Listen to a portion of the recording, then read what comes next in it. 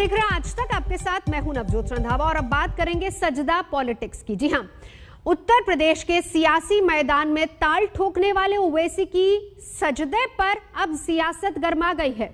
उन्होंने बहराइच जाकर सैयद सलार मसूद गाजी की दरगाह पर चादर चढ़ाई, लेकिन राजा सुहेलदेव के स्मारक की अनदेखी कर दी। उनके साथ सुहेलदेव समाज पार्टी के अध्यक्ष ओपी राजभर भी मौजूद थे। अब बीजेपी ने सलार मसूद गाजी की दरगाह पर सजदे को लेकर हमला बोल दिया है। बीजेपी का आरोप है कि ओवैसी ने विदेशी आक्रमणकारी की दरगाह पर सजदा किया, जबकि उन्हें हराने वाले राजा सुहेलदेव की अनदेखी की गई, जबकि उनकी राजभर की पार्टी के साथ सांठगांठ है, गठबंधन है उनका, जो सुहेलदेव को देवता तुल्य मानते हैं। बीजेपी ने इस पर हमला बोला है। योगी के मंत्री अनिल राजभर ने कहा कि राजा सुहेलदेव का अपमान है। पूरे राजभर समाज का अपमान है, पूरे देश को प्यार करने वालों का अपमान है, देश के लिए जिन लोगों ने कुर्बानी दिया उनका अपमान है। आप हमसे पूछना चाह रहे हैं सैयद सलार मसूद जो एक आक्रांता था, देश पर आक्रमण करने वाला था, जिसने लाखों हजारों हिंदुओं की गर्दन काटने का जिसके ऊपर आरोप था, देश पर आक्रमण करने का जिसके ऊपर आरोप था, ऐसे लोगों की मजार पर जाकर ये ओवैसी और ओम प्रकाश राजभर ये कौन सी राजनीति कर रहे हैं? तो हम लोगों ने अपने अधिकार के लिए, हक के लिए एक मोर्चा बनाया है। ये बात कही जा रही है ना, आपने देखा कश्मीर में महबूबा मुफ्ती और बीजेपी समझौता करके सरकार बनाते हैं। मत चले। ये सिर्फ दो पर्सनालिटीज का मुकाबला ही नहीं है, बल्कि असदुद्दीन ओवैसी उन बेवाओं की तरफ से योगी आदित्यनाथ को हराना चाहेगा, जिनके हस्बैंड को सरकार ने कोविड के दौरान कोई मदद नहीं की। लाखों की तादाद में हमारी बहनें बेवा हो चुकी हैं, लाखों की तादाद में बच्चे यतीम हो चुके हैं, क्योंकि योगी आदित्यनाथ की सरकार ने कोविड के सेकेंड वेव में ना उनको ऑक्सीजन पहुंचा सकी, ना दवा पहुंचा सकी। और मीडिया ने दिखाया, देश ने देखा कि गंगा के ऊपर लाशें बह रही हैं, नदी के किनारे कुत्ते उन लाशों को खा रहे हैं, और मरने वाले बहने वाली लाशें किसी के भाई, किसी का बाप, किसी की बहन थी। मैंने कहा कि ये मुंगेरी लाल के सपने कुछ चंद लोग देख रहे हैं राजनीति में। सपने देखना अच्छी बात है, मुंगेरी लाल के सपने नहीं देखना चाहिए। और असदुद्दीन ओवैसी साहब की जहां तक बात की जाए तो पहले तेलंगाना बचाएं जाकर, क्योंकि जिस तरह से आदरणीय योगी जी दहाड़ कर आए हैं हैदराबाद में, उनकी दहाड़ की धमक उनके चेहरे पर साफ नजर आ रही है। और यहां पर अब भारत तेरे टुकड़े होंगे इंशाल्लाह गैंग के लोग यहां पर आकर कुछ नहीं कर सकते। हमारे साथ इसी मुद्दे पर चर्चा करने के लिए अनुराग भदौरिया जुड़ेंगे, लेकिन उससे पहले हम आपको ये भी बता दें कि आखिर मामला क्या है, किस तरीके से इसको लेकर सियासत हो रही है। इस पर हम आपको विस्तार से जानकारी भी देंगे। लगातार मामला गर्माता जा रहा है। मजार पर पहुंचे असदुद्दीन ओवैसी, सैयद सलार मसूद गाजी को सजदा किया, वहां पर चादर चढ़ाई। ओवैसी की सजदा पॉलिटिक्स जिसका जिक्र हम कर रहे हैं, बहराइच में दरगाह है जहां पर उन्होंने जाकर चादर चढ़ाई है, और इसी को लेकर अब विवाद भी हो रहा है। ओपी राजभर भी ओवैसी के साथ ही थे, लेकिन आरोप यहां पर सीधे ये लग रहे हैं कि राजा सुहेलदेव स्मारक की अनदेखी की गई है। इसी को लेकर अब सियासत गरमाई हुई है। सैयद सलार मसूद गाजी की मजार पर पहुंचकर सजदा किया।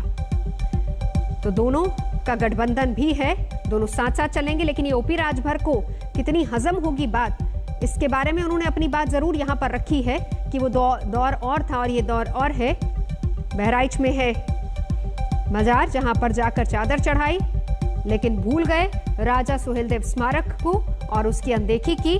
हालांकि इसको लेकर अनिल राजभर ने सवाल उठाए हैं। बीजेपी लगातार इसको एक मुद्दा भी बना रही है, सवाल उठा रही है।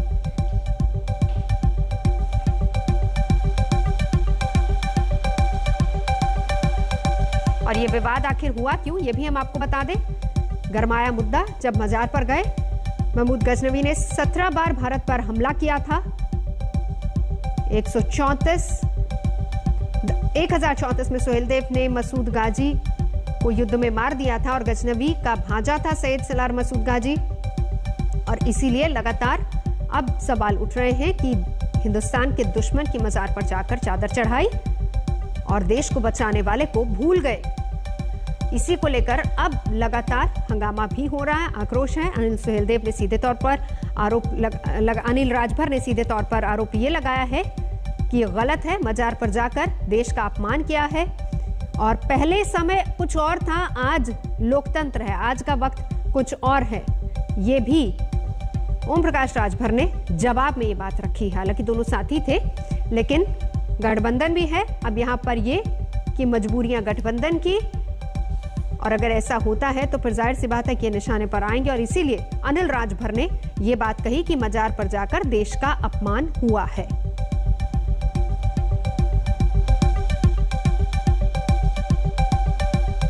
आज तक में स्वागत है सर। ये बताइए कि आज सबसे पहला मैं सवाल इससे शुरू करता हूं, जो आपने ये कहा था कि योगी आदित्यनाथ को आप नहीं होने देंगे, और योगी आदित्यनाथ ने उस चैलेंज को स्वीकार किया था हमारे ही चैनल पर। आपका क्या रिएक्शन? हर पॉलिटिकल पार्टी जो बीजेपी को अपोज करती है, तो बीजेपी को अपोज करेंगे तो जो मुख्यमंत्री है उसको अपोज करना पड़ेगा ना। अगर किसी को हमारी बात पर एतराज है तो वो बोले ना करे अपोज। और हमको आपसे बताना ये है कि ये सिर्फ दो पर्सनालिटीज़ का मुकाबला ही नहीं है, बल्कि असदुद्दीन ओवैसी उन बेवाओं की तरफ से योगी आदित्यनाथ को हराना चाहेगा जिनके हस्बैंड को सरकार ने कोविड के दौरान कोई मदद नहीं की। लाखों की तादाद में हमारी बहनें बेवा हो चुकी हैं, लाखों की तादाद में बच्चे यतीम हो चुके हैं, क्योंकि योगी आदित्यनाथ की सरकार ने कोविड के सेकेंड वेव में ना उनको ऑक्सीजन पहुंचा सकी, ना दवा पहुंचा सकी। और मीडिया ने दिखाया, देश ने देखा कि गंगा के ऊपर लाशें बह रही हैं, नदी के किनारे कुत्ते उन लाशों को खा रहे हैं, और मरने वाले बहने वाली लाशें किसी के भाई, किसी का बाप, किसी की बहन थी। इस उत्तर प्रदेश का नौजवान जो रोजगार के लिए तड़प रहा है, खुद योगी आदित्यनाथ के सरकार के मंत्री फरवरी 2020 में कहते हैं कि 38 लाख अनएम्प्लॉयमेंट रजिस्टर में नौजवान है, जो 18 से 50% बढ़ गया है। और ठोक दो की पॉलिसी इनकी है, रूल ऑफ लॉ नहीं बल्कि रूल ऑफ गन पे चलाया जाता है। तो ये सब चीज़ें हैं, तो यकीनन हमको पूरा इख्तियार अपोज करेंगे। ये और सुनिए, हम अकेले नहीं हैं, पूरी उत्तर प्रदेश की जनता इनका विरोध करेगी, देखना आप। जी, मैं ये कह रहा था कि ये सियासी चैलेंज है। आपको लगता है आप सियासी चैलेंज उनको दे रहे हैं या पर्सनल है? कहीं ना कहीं ये ध्रुवीकरण की भी बात होती है। ना, अब भाई ये तो पॉलिटिकल, हमको अपोज करना हमारा राइट है डेमोक्रेसी में। उत्तर प्रदेश में इस वक्त आप भागीदारी मोर्चा के साथ हैं, 100 सीटों पर आप लड़ने की बात कर रहे हैं, तो आपको क्या लगता है, क्या अपने आप में ये मोर्चा इतना पावरफुल है कि ये सभी सीटों पर लड़ ले, जीत जाए और एक चैलेंज दे सके, या आपको किसी बड़े दल की ज़रूरत पड़ेगी?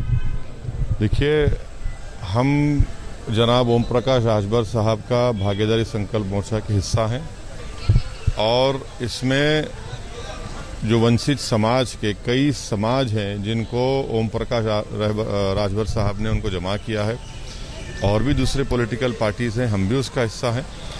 और मुझे यकीन है कि ये एक बेहतरीन विकल्प के तौर पर उभर रहा है, और ये सही मानों में ही हिंदुत्व की